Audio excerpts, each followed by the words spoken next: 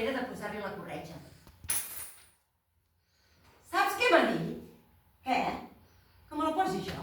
Ostres. Mira, agrada, tu. És fortíssim. No sé. No, és que... Sí. Els expliquem.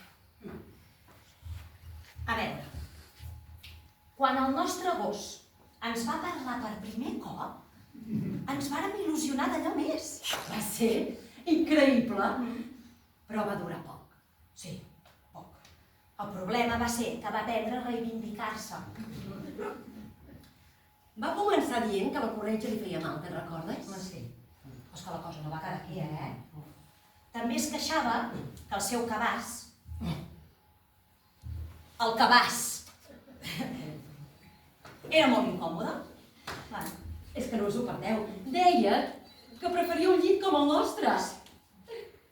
Espera. I quan va dir que volia fer les seves necessitats quan ell volgués i no quan ens anés bé nosaltres? A veure, el treia amb... No, cria corbs que trobaran els buits. Però la sireneta del pastís va ser allí, quan? És que fins i tot em fa vergonya explicar-ho. Quan ens va demanar una paga setmanal.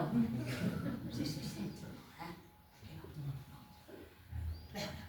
Va dir que el pinso que li donàvem no li agradava gens, que s'estimava més comprar-se'l.